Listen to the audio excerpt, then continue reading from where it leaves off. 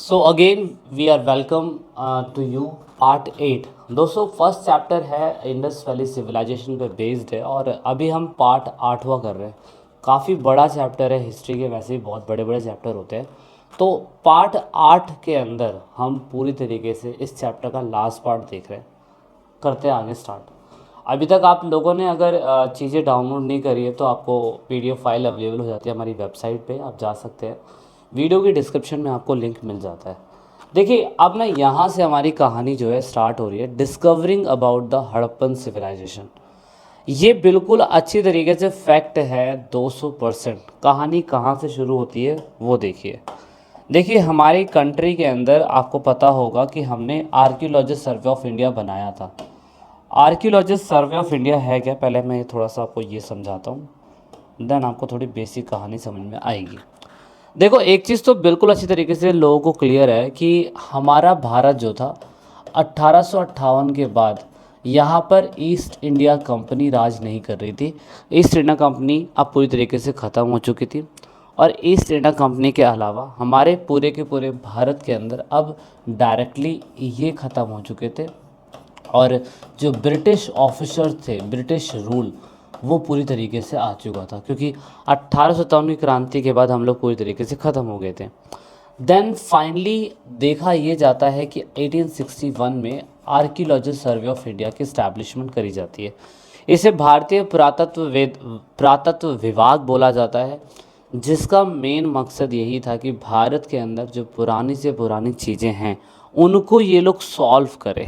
ये लोग ये देखने की कोशिश करना चाहते थे कि किस तरीके से पूरी की पूरी भारत के अंदर जो पुरानी पुरानी चीज़ें हैं उनको देखा जाए, उनके इतिहास के बारे में समझा जाए।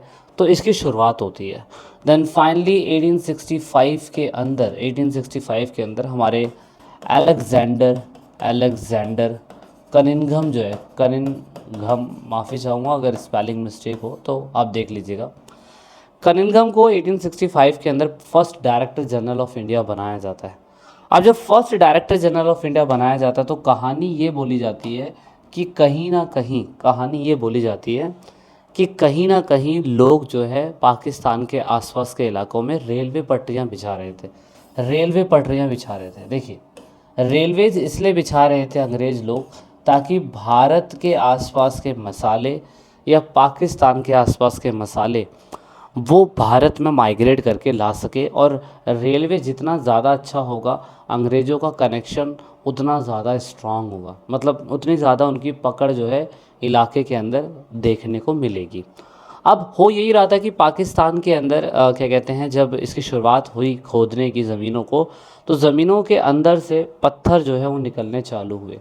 जब पत्थर निकलने चालू हुए तो उसके बाद शुरुआती समय में तो रेलवे इंजीनियर्स को लगता था कि मे भी हो सकता है कि पत्थर गहराई के अंदर है तो थोड़े बहुत पत्थर मिल सकते हैं। लेकिन जब आर्कियोलॉजी सर्वे ऑफ डिपार्टमेंट को ये पता चला कि बहुत बड़ी मात्रा के अंदर जहाँ पे रेलवे पटरियाँ हड़प्पा सभ्यता यानी कि हड़प्पा के आसपास रेलवे बिछ रही है, वो रेलवे के आसपास कहीं ना कहीं बहुत सारे ब्रिक्स, बहुत सारी ईंटें जो है वो पाई जा रही है। और ईंटों का स्टैंडर्ड, ईंटों का यूनिफॉर्म शेप एक ही था। वैसे तो 3 प्रकार की ईंटें मिली थी लगभग। देन फाइनली ये काम को पूरी तरीके से रोका गया। और रोकने के बाद उस समय अलेक्जेंडर कनिंघम नहीं थे बट जॉन मार्शल थे, जिनको पता चला कि सही मायने में यहाँ कोई रहस्यमयी चीज़ें हैं, कुछ तो राज है। देन फाइनली इतने लंबे समय के बाद हमने जो इंडस वैली सिविलाइजेशन थी वो ढूंढ के दिखाई। तो ये थोड़ा सा इतिहास है जो एनसीईआरटी नहीं बताती है, लेकिन अगर हम हड़प्पा के बारे में समझें तो डिस्कवरिंग हमारी उसकी ऐसे ही हुई, मतलब हमें इतिहास जो है वो ऐसा ही हमें देखने को मिला था। तो बेसिक है, आपने जो समझना है।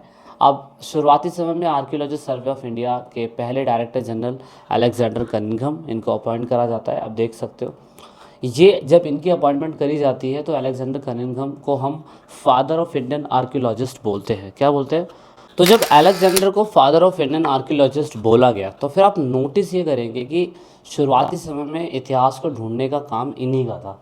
लेकिन आप देखेंगे 1875 में अलेक्जेंडर कनिंघम को एक मोहर मिली हड़प्पा सभ्यता की, और ये मोहर जो थी किसी ब्रिटिश ऑफिसर्स ने इसको ला के दी।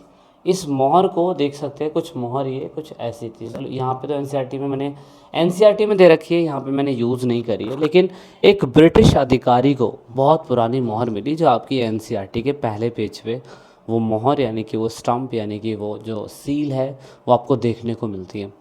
अब जब आर्कियोलॉजी सर्वे ऑफ इंडिया ने इस मोहर का इस्तेमाल करा तो इस्तेमाल करने के बाद उसने देखा कि मे बी शायद से इतिहास का कोई पुराना पार्ट हो सकता है, इसको ढूंढने की शुरुआत करते हैं। तो अलेक्जेंडर कनिंघम ने क्या करा, अलेक्जेंडर कनिंघम ने बहुत पुराने पुराने चाइनीज़ अकाउंट्स जो थे उनको ढूंढने की शुरुआत करी। उन्होंने देखा कि क्या इसके बारे में क्या पता कहीं ना कहीं लिखा हो, कुछ तो लिखा होगा। तो उन्होंने सबसे पुराना कोई अकाउंट वेरीफाई करा तो उन्होंने चाइनीज़ जो यात्री भारत के अंदर ट्रैवल करने आते थे, अशोक के टाइम पीरियड पे भी आए थे और बुद्धा के टाइम पीरियड पे भी हमने देखा कि कुछ चाइनीज़ ट्रैवल ने कुछ ना कुछ लिखा था। तो उन्होंने कम से कम जैसे हड़प्पा सभ्यता जो है वो तो लगभग 0 से 3000 साल पीछे की बात है, लेकिन उन्होंने 4 AD और 7 AD यानी कि 0 से 400 या 300 साल से लेकर 400 साल पुराना लिखा हुआ इतिहास उससे रिलेटेड ढूंढने की कोशिश करी, लेकिन ऑफ कोर्स मोहर से रिलेटेड उसे कुछ भी इन्फॉर्मेशन नहीं मिली। तो इसीलिए यहाँ पे वो थोड़ा सा वरी हो गया कि ऐसा क्या हो गया कि ये ऐसी कौन सी स्टंप या मोहर है जो ऑफ कोर्स हमें समझ में नहीं आ रही है। कारण ये था कि इन सभी डॉक्यूमेंट्स को ट्रांसलेट करना बड़ा मुश्किल था। हड़प्पा के फिर बाद में बहुत सारे आर्टिफैक्ट 19वीं शताब्दी में मिलने लग गए और ज़्यादा बड़ी मात्रा में मिलने लग गए, लेकिन आप ये कह सकते हैं कि जो हड़प्पा की मोहर सबसे पहले एक ब्रिटिश ऑफिसर ने किसको दी, एक ब्रिटिश ऑफिसर ने अलेक्जेंडर कनिंघम को दी थी, लेकिन अलेक्जेंडर कनिंघम इसको पता ही नहीं लगा पाया कि ये है क्या। तो यहाँ पे इन्होंने चाइनीज़ के पुराने पुराने लिखे हुए सबूतों को, पुराने पुराने इंस्क्रिप्शंस को पढ़ने की कोशिश करी, लेकिन इनको ये लगता था कि चाइना के अंदर अगर चाइनीज़ ट्रैवलर्स ने अगर जो इस मोहर से रिलेटेड अगर कुछ भी नहीं लिखा है तो शायद से ये उससे और अगर पुराना होगा ये स्टम्प। तो मे भी उन्होंने कहा कि शुरुआती समय में लोग जो है गंगा घाटियों के पास रहते थे और शायद से ये भारत के इतिहास से संबंधित हो सकता है। तो अलेक्जेंडर कनिंघम बिल्कुल करीब पहुंच गए थे, लेकिन पुख्ता सबूत के साथ नहीं पहुंच पाए थे। बिल्कुल बिल्कुल एग्जैक्टली मैं कह सकता हूं कि अलेक्जेंडर ने इतिहास को ढूंढा बिल्कुल गलत है। अलेक्जेंडर ने कोशिश करी, पहले व्यक्ति थे जिन्होंने पता लगाया कि ये जो मोहर मिली है ना ये बहुत ही पुरानी सभ्यता की है, जो मैं कह सकता हूँ कि उससे रिलेटेड कुछ भी चीज़ हमारे पास नहीं है। वो काफ़ी करीब पहुँच गए थे, लेकिन उन्हें ये नहीं पता था कि असलियत ये है। तो इसे हम अलेक्जेंडर कनिंघम का भ्रम भी बोलते हैं, भ्रम, कन्फ्यूजन है आपके एनसीईआरटी के अंदर वो दिया हुआ है, तो ये कहा गया। देन फाइनली अलग अलग समय पे अलग अलग और आर्कियोलॉजिस्ट आने चालू हुए। अलेक्जेंडर कनिंघम रिटायर हुए और रिटायर होने के बाद फिर हमने और आर्कियोलॉजिस्ट सर्वे ऑफ इंडिया को देखा। जैसे पहले थे जॉन मार्शल, याद रखना जॉन मार्शल ये एक ब्रिटिश अधिकारी हैं, इन्हें डायरेक्टर जनरल एएसआई का बनाया गया, लेकिन इन्हीं के अंडर में रखलदास बनर्जी और दयाराम साहनी ये दो व्यक्ति थे, आप देख सकते हैं, जिन्होंने 1921 में दयाराम साहनी ने हड़प्पा को ढूंढा और रखलदास बनर्जी ने 1922 में मोहनजोदारो को ढूंढा। याद रखना ये दोनों व्यक्ति जो थे ये जॉन मार्शल के अंडरटेकिंग में थे, लेकिन ये थे एक इंडियन जिन्होंने सबसे पहले हड़प्पा में कुछ मोहरें मिली, उसके बाद मोहनजोदारो में 150 से ज़्यादा मोहरें मिली, जिससे archaeologist survey of India John Marshall उनकी बड़ी वाहवाही हुई। वाहवाही क्यों हुई? क्योंकि इन्हीं के टाइम पीरियड में ही ये चीज़ें हुई और इसीलिए 1924 के अंदर इन्होंने पहली बार अनाउंस करा कि दुनिया की सबसे पुरानी सभ्यता को हम लोग ढूंढ चुके हैं, जिसे न्यू सिविलाइजेशन कहा गया। और यहाँ पे जॉन मार्शल ने पूरी तरीके से जब पूरे के पूरे साइड को खोदने की शुरुआत करी तो ये थोड़ी सी मैं कह सकता हूँ टेक्निकल अलेक्जेंडर कनिंघम के मुकाबले में ठीक थी, लेकिन ये अच्छे खासे पढ़े लिखे व्यक्ति थे, ग्रीस से इन्होंने पढ़ाई करी थी, किसी जगह का एक्सकवेशन कैसे करना है वो इन्होंने बताया। लेकिन यहाँ पे मैं कह सकता हूँ कि इन्होंने जो खुदाई करनी चालू करी उसे हॉरिजॉन्टल रूप में करनी चालू करी। हॉरिजॉन्टल खुदाई होती है बिल्कुल एक ही ज़मीन को बिल्कुल सीधी सीधे लेयर में काटते चले जाना। तो ये कहीं ना कहीं उन्होंने क्या कहते हैं थोड़ी बहुत कमी निकाली।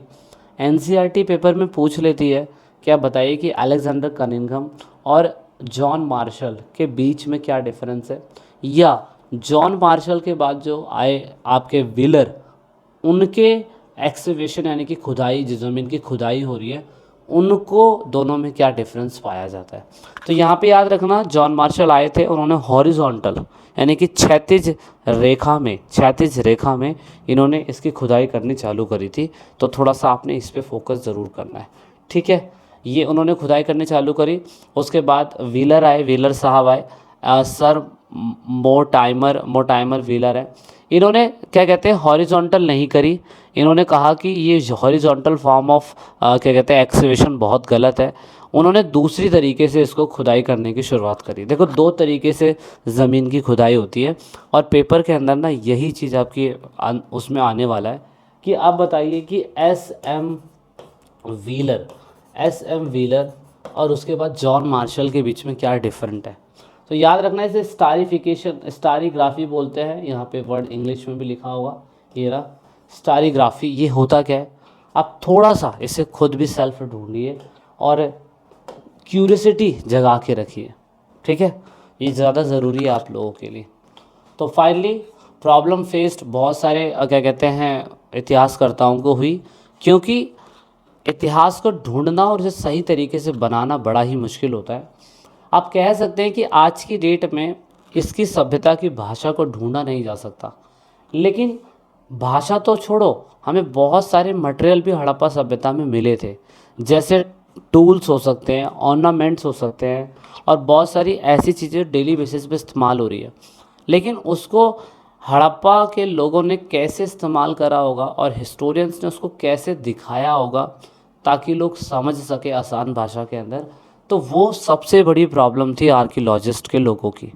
क्योंकि इतने सारे आर्टिफैक्ट मिले, कब्रों का सबसे ज़्यादा सोर्स है इन्फॉर्मेशन का, कि कब्रों में इतने सारे बर्तन, मोहरें, ज्वेलरीज, उसके बाद स्ट्रक्चर कैसा था उनका, उनके कपड़े क्या यूज़ करते थे वो लोग पहनने के लिए, सब चीज़ उनको ब्यूरियल्स के अंदर मिली इन्फॉर्मेशन के रूप में। लेकिन उसको सही तरीके से सही चीज़ ठहराना, जस्टिफाई करना, वो बड़ा ही मुश्किल था, जो आर्कियोलॉजिस्ट सर्वे ऑफ इंडिया के लोगों ने करा था। तो ये चैप्टर का अंत था। और दोस्तों, पहला पार्ट हमने ख़त्म कर लिया है, बड़ा ही आसान भाषा में हमने किया है ताकि आपको बहुत अच्छी तरीके से समझ में आ सके। So this is it in this video. मिलते हैं नेक्स्ट पार्ट में, नेक्स्ट चैप्टर में। जय हिंद, जय भारत, वंदे मातरम।